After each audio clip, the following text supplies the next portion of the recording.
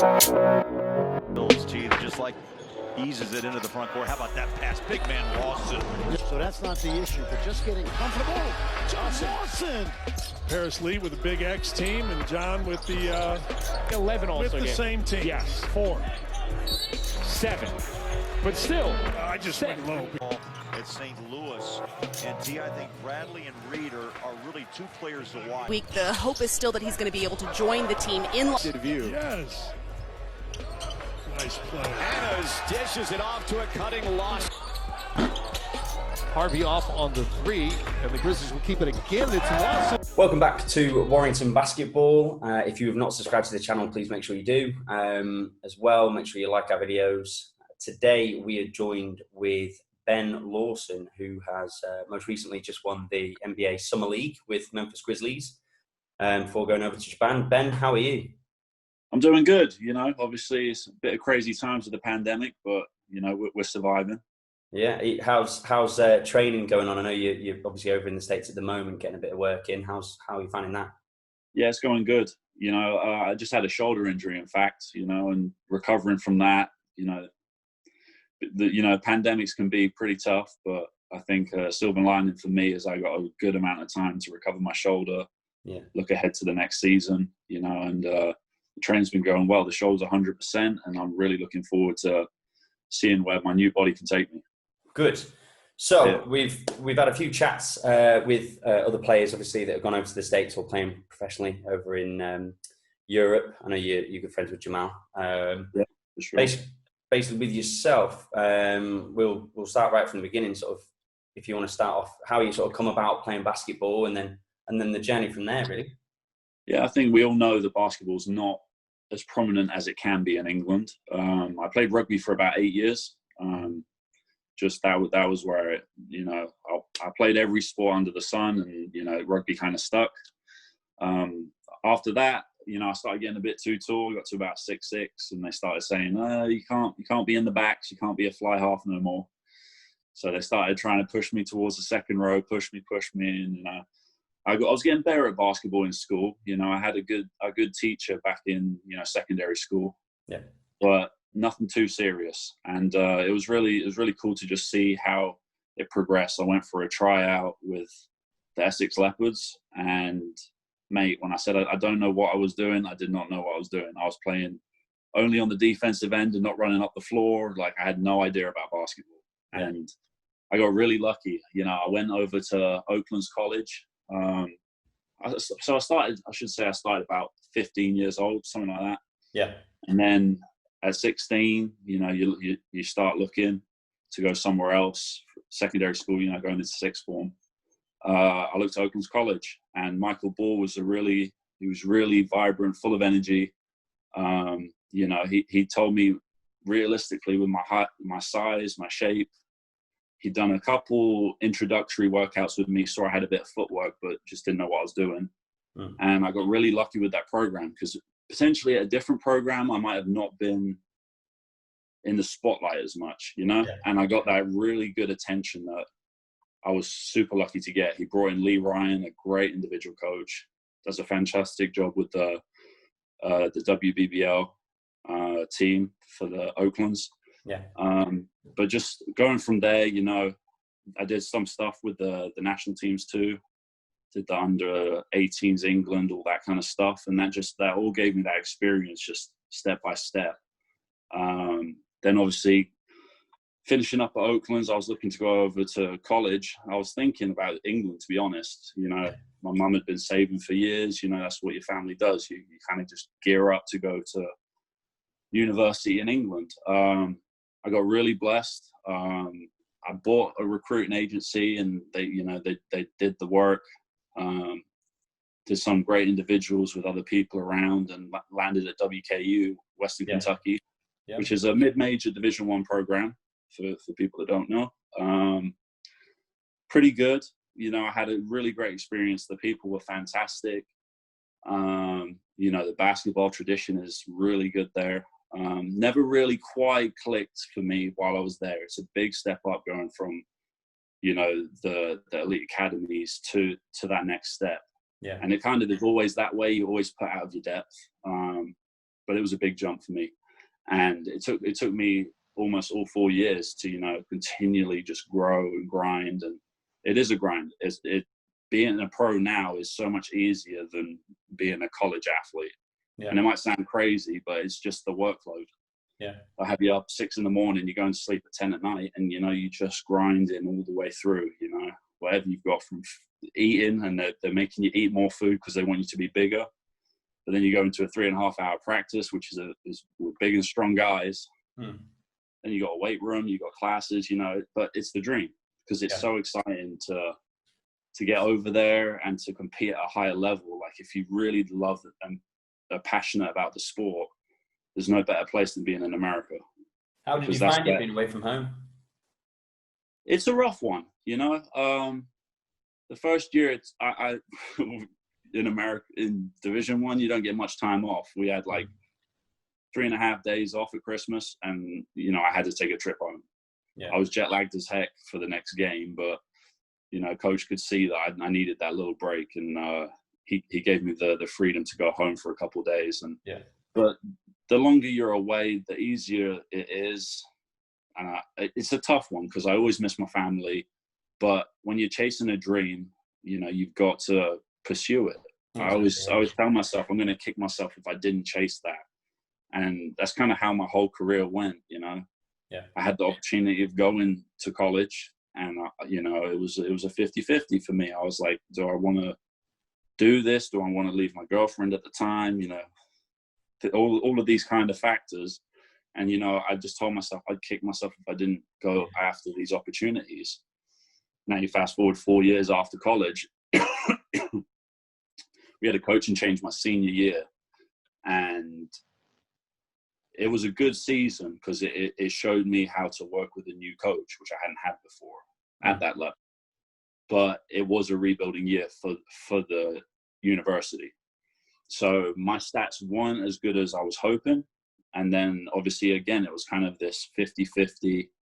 I could take my degree, which I've worked hard for in business, in my economics field, or do I go and play?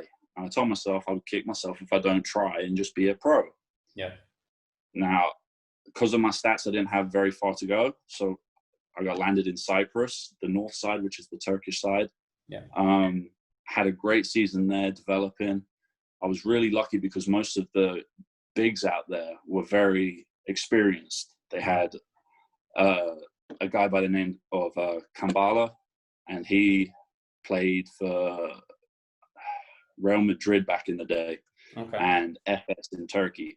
So he's a big name. Obviously, he was at the end of his career, but getting to play against people that think in such a way where it's, okay, for them, their body is slowly deteriorating. Yeah. And they have to be even smarter with the game. So me as a young guy with, you know, being super eager, it was really cool to see how they slowed the game down, took their advantages, you know, and then that helped me to not be like, let's go 100 miles an hour and see what happens.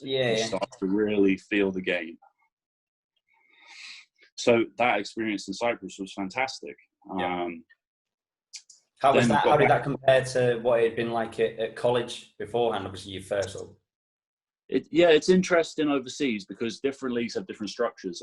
So in Cyprus, you could have 3 players, but only 2 could play on the court at one time. You'd have to rotate them as you go. Right. So that was a very different dynamic, having 3 Turkish players and then 2 Americans or, you know, international players from that league. So it was interesting to see a person in front of you who was potentially better, but then the secondary defense or something could, you know, I'm 7'1", so I outsize a lot of the local Turkish people. Yeah. So getting past my primary defender, the reads started becoming different after how I was finishing and my mindset after I'd made a move, you know? And it was interesting to see that development for me because it did take me about half a season to really fully understand it. And I'm still to this day trying to figure out more and more about mismatches and focusing on the details versus, you know, not just effort, it's effort and, you know, they say play smart, not hard. Well, you got to do both in basketball, but Where do you think your basketball and IQ sort of jumped up more? So was it just playing college, or was it the moment you went to sort of Cyprus and then, like you say, you got the more experienced guys that were sort of teaching you things? I always say that college gave me the toughness I needed to persevere through a lot. And I think that the detail and, the experience in terms of my IQ is definitely from playing pro and just being up against other, wily veterans. Yeah. And Japan's much the same. They have a system where you have two international players and the rest are locals. And they've got some very good players in Japan, but again, it's a size difference. Yeah. So it's really interesting just seeing those same reads, even halfway across the world from Cyprus to Japan. But it was really cool. It has been all the way up, just continually learning the game. You kind of think you get to a point where you know the game when you're younger. And it's really cool. Since I've been a pro, I'm continually learning. Okay, I understand basic rotations and stuff, but more of the mentality of the game, like really thinking into an opponent's head, that kind of stuff really started to resonate with me the more and more you can see it, Where did you go? So after Cyprus, where was So I headed back to America, was with my agency. We had this workout in LA. They happened to team me up with all my guys on the agency, and we had a ball. We'd been playing together for a little bit of time, and we went and kicked butt all the way through that tryout. And I took my shoes off, and the team came over from Japan and just offered me right then and there. And that's a fantastic feeling to seize an opportunity. There's nothing quite like it. Yeah. So that put me in Fukuoka, which was a lovely city in Japan. They're really welcoming. It was a tough season, but it was such a learning experience. And I think that's what set me up for the Summer League. Just being up against all those veterans. Like in Japan, they could range from 25 to 35 in terms of international players.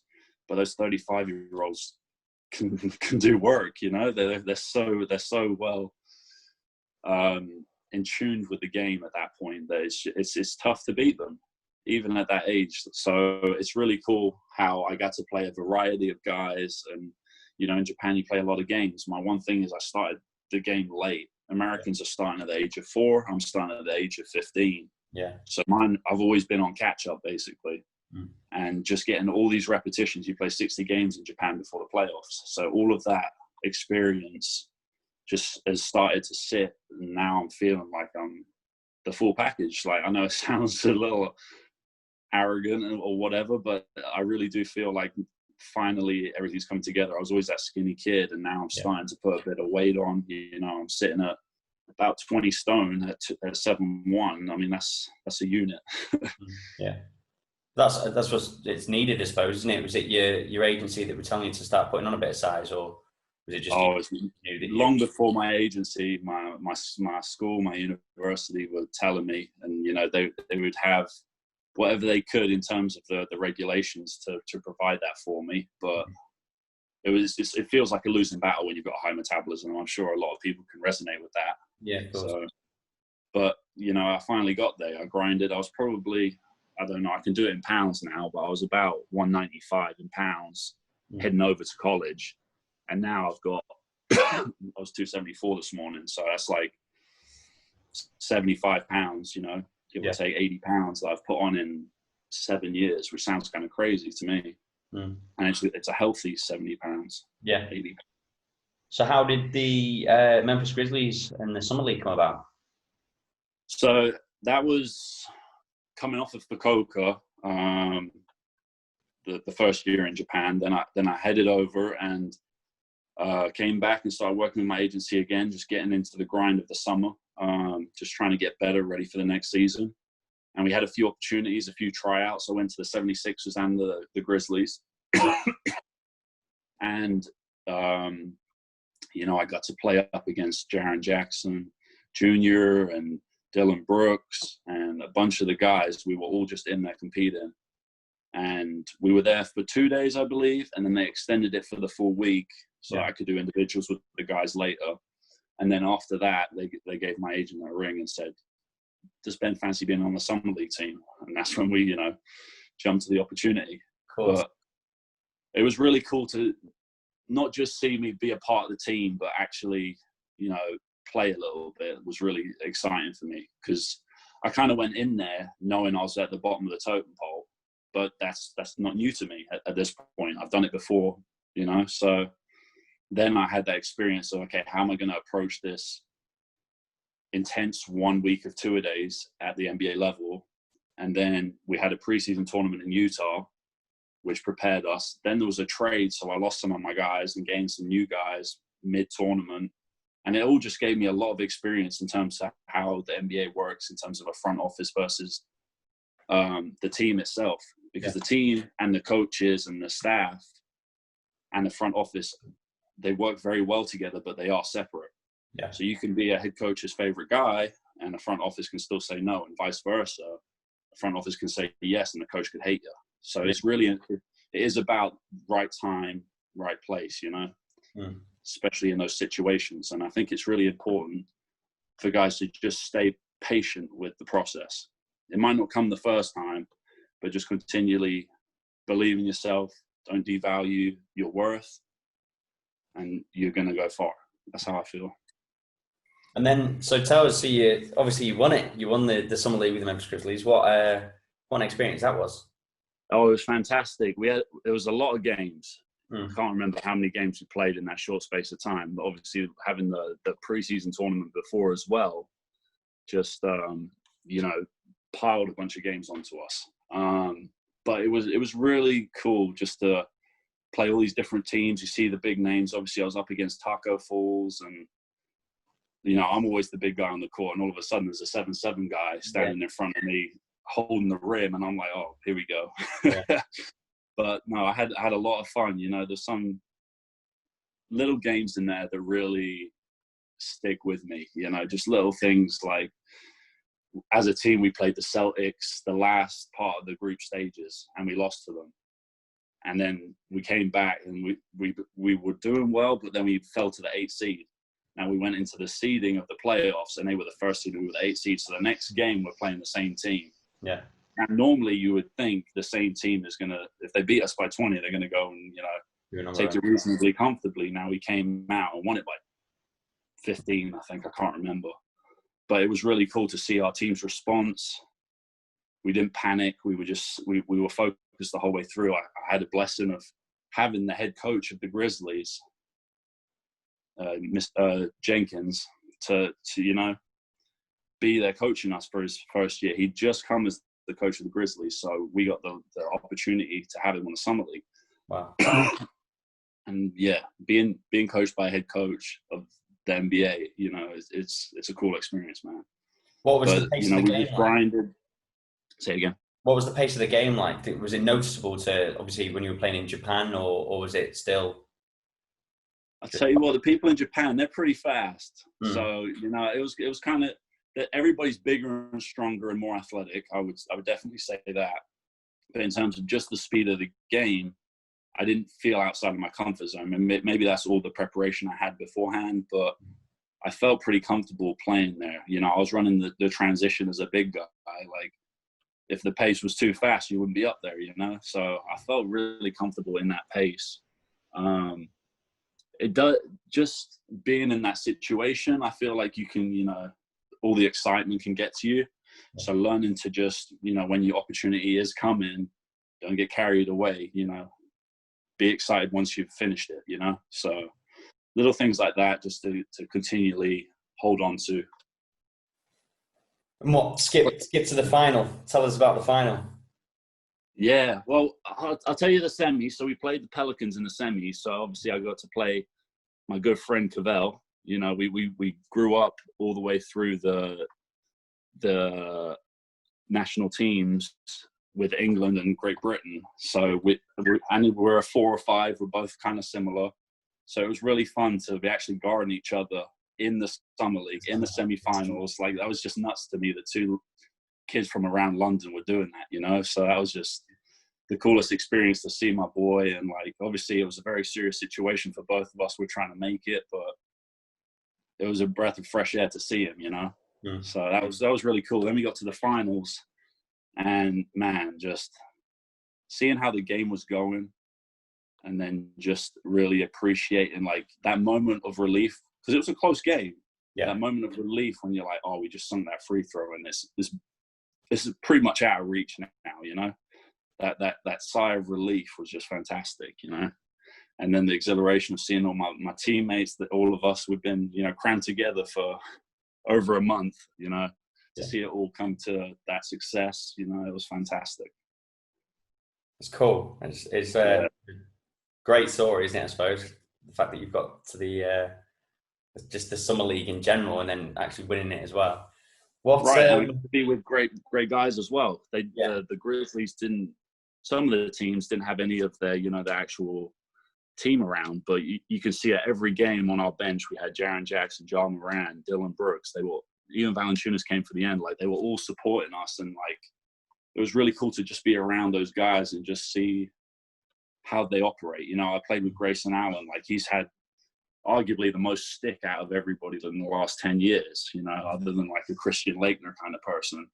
He got a lot of stick for the tripping the guys, allegedly, you know, and getting to see him as a teammate, you realize he gets a lot of stick back. Yeah. Like, you can hear the trash talk on the court, and, you know, they can be saying stuff, and, you know, we joke in England about your mum jokes, but if they say something about your mum on the basketball court, like, you're going to stick up for yourself and your mum. Mm-hmm. And there was a few conversations where the refs were giving him the technical fouls, and I'm like, honestly, like, maybe I'm just a teammate and I'm being biased, but I saw him in a different light from what the media portrays, and it's really cool to like get behind the scenes, you know.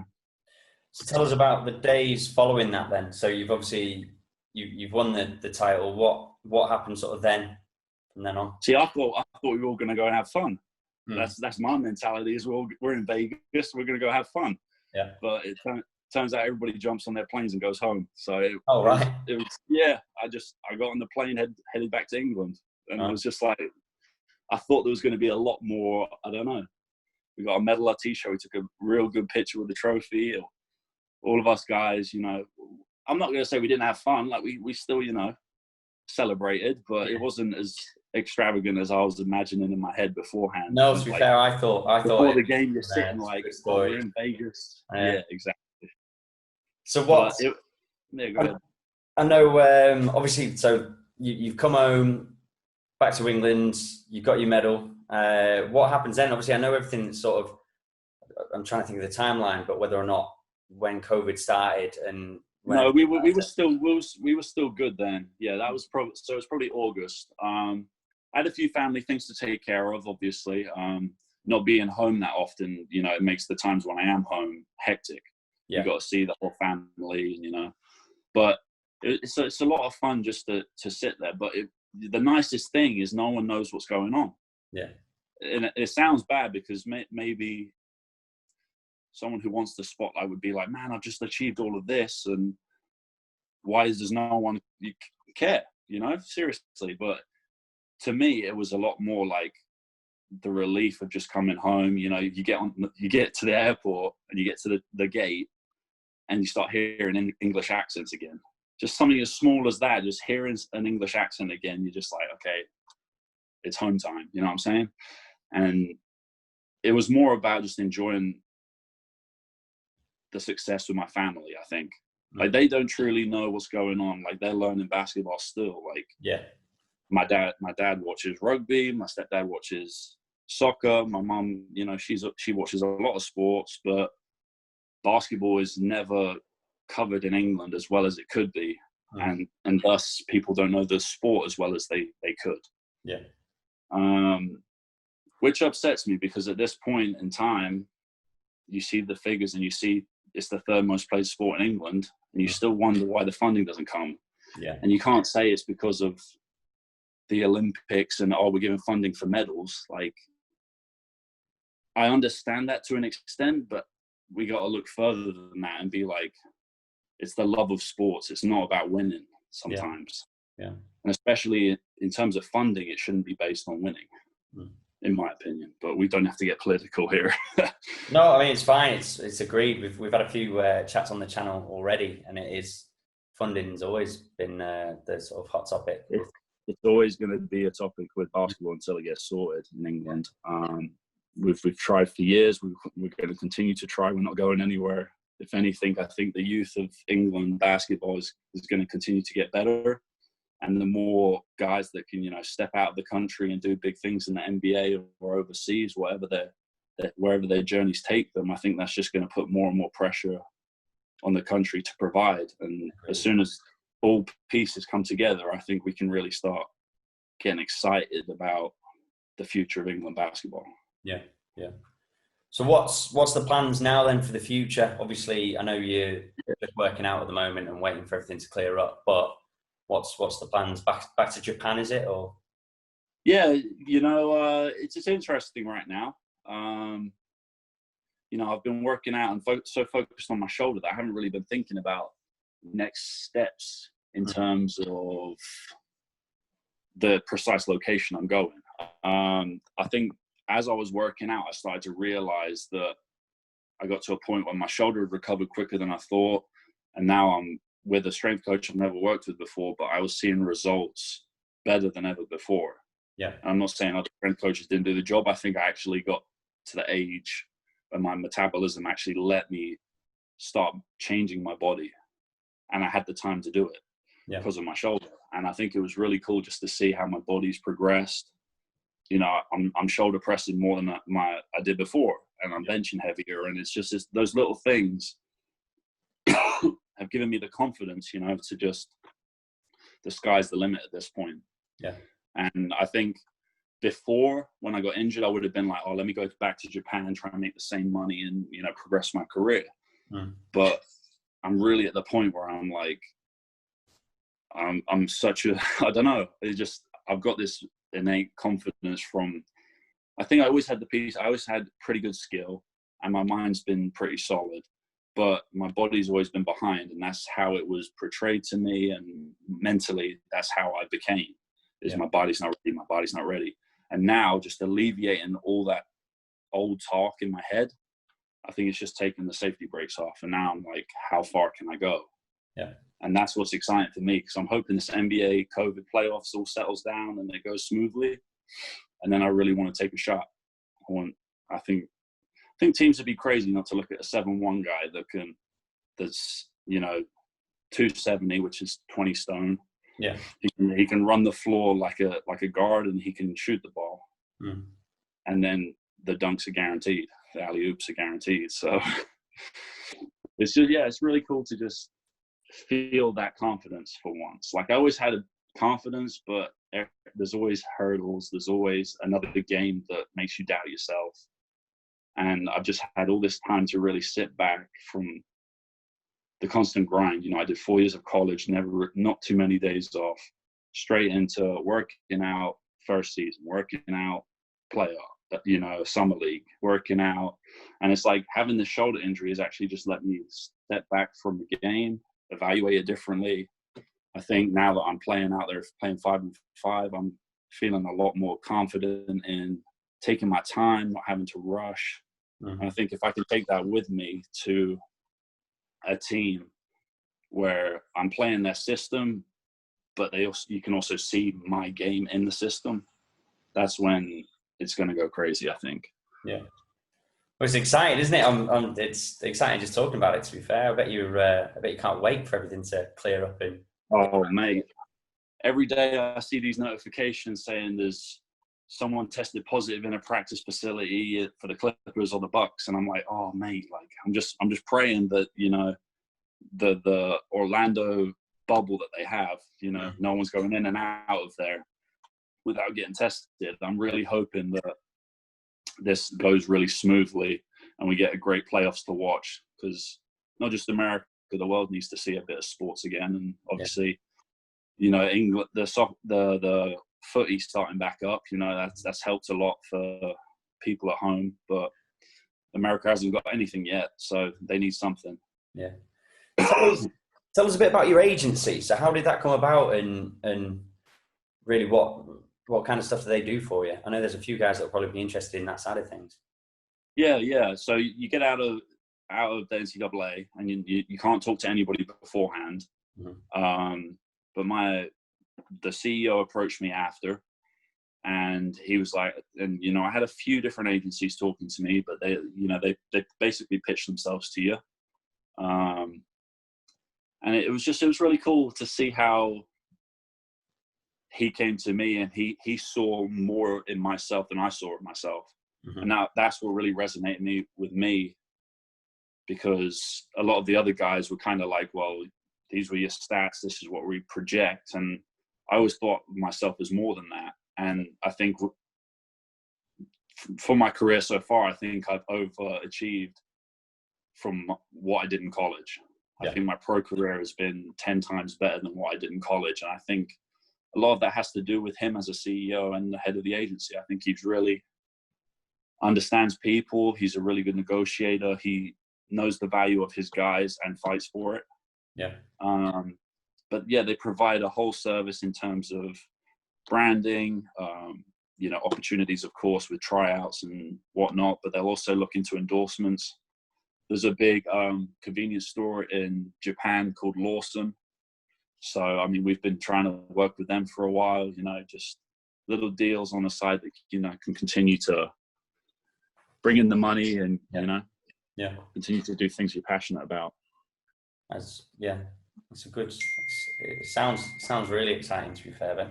What? There's a lot of stuff going on, mate, but, we're moving in a good direction. That's it. What would your advice be for those? Obviously, those that are watching this channel now will be a lot of guys from probably the teenage age, where they're sort of either they've been playing since start of high school or whatever. They're heading towards off to colleges. We've got a few guys that are going over to the States now, but for those that are still sort of at high school, what would your advice be for them? I think the secret to us in England is we actually do start late.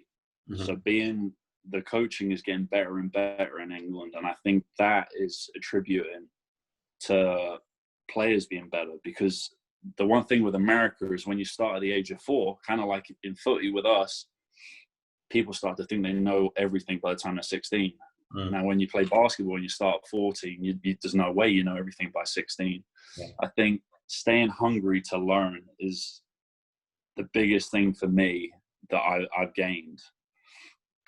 Different coaches are going to put different things in you. They're going to give you toughness. They're going to give you IQ. They might give you a bit of both. But I think in terms of yourself, continue to believe in yourself regardless of what external factors affect you. People are going to say, oh, he's not as good as he thinks he is, or as good as this ranking tells him on this website, or whatever it is.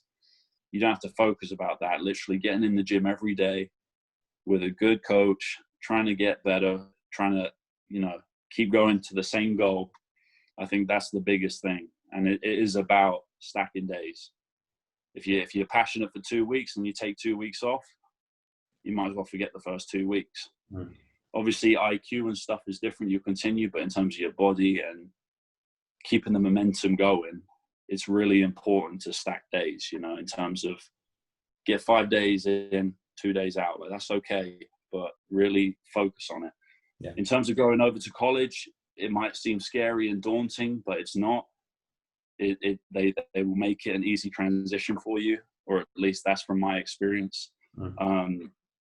They were so helpful with my whole process in terms of administration and all of that, getting over to the States, and even with the visas.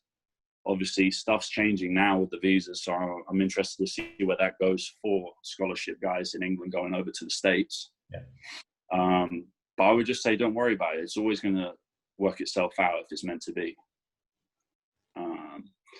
For the guys that are obviously going over to the States, I think that's more relevant. The younger guys that are just starting up, or, continue to add to your game. You might be really good at shooting and your handling's not too great.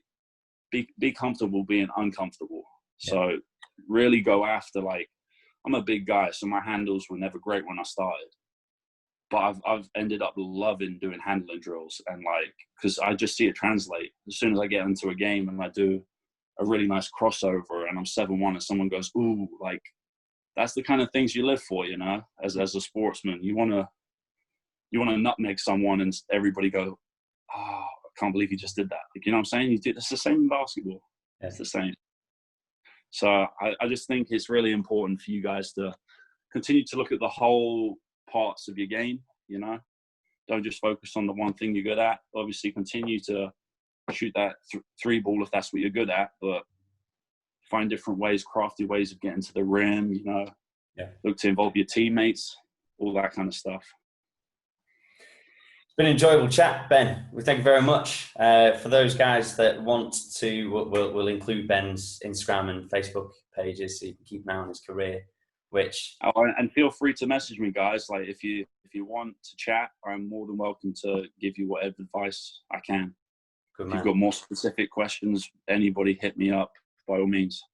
Yeah, we wish you the best luck for the future, mate. We'll be keeping tabs on you. We'll keep checking in as often as we can. And thank you very much, Ben. Do appreciate it. Fantastic. Thank you. I appreciate it.